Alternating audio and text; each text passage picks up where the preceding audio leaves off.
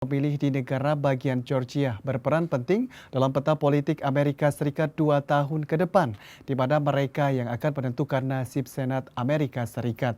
Sengitnya persaingan membuat berbagai lembaga jajak pendapat kesulitan, khususnya dalam menerawang pemenang pemilih Senat kali ini. Dan kita ikuti liputan dari VOA Washington DC selengkapnya.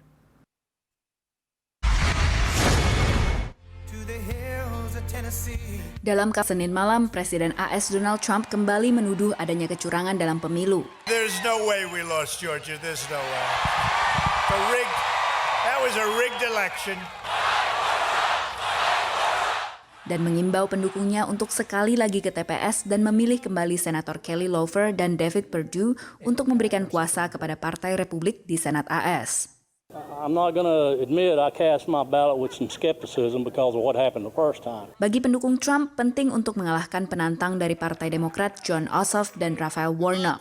Ini bahkan membuat mereka mengesampingkan keraguan mereka akan sistem pemilihan di AS. They're going to have the power, the House, the Senate.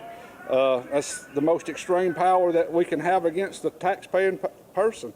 I guess our taxes will probably go up. They're going to try to take our guns away. But it could get ugly. I mean, I'm afraid if it goes the way that the Democrats want you to believe that it could get turned ugly. Presiden terpilih Joe Biden menang di negara bagian Georgia dengan kurang dari 12.000 suara yang datang dari daerah pinggiran kota yang beralih dukungan dari Partai Republik ke Demokrat. By electing John and the Reverend, you'll be sending a powerful message to Congress and to the country.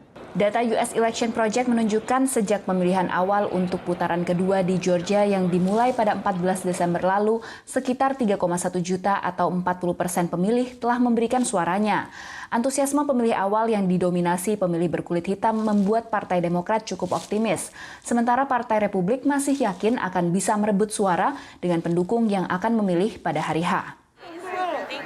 Kemenangan tipis di negara bagian yang awalnya adalah kantong suara Partai Republik ini berarti Partai Demokrat harus berusaha keras untuk menggerakkan pemilih untuk mengamankan 2 kursi penting di Senat.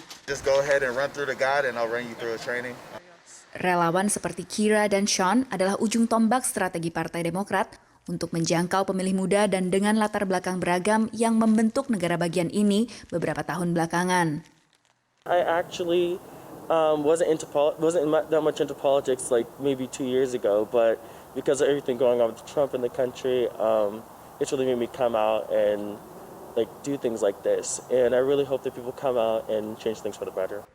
Jika Demokrat memenangkan 2 kursi Senat, maka wakil presiden terpilih Kamala Harris akan jadi pemecah suara di Senat.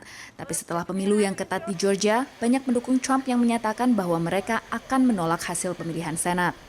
There's fraudulent in the presidential election. I wouldn't put him past him for some shady stuff to happen. Ketatnya persaingan di pemilihan putaran kedua di Georgia dan iklim politik pasca pemilu 2020 membuat berbagai lembaga jajak pendapat kesulitan untuk memberikan proyeksi hasil pemilihan di Georgia.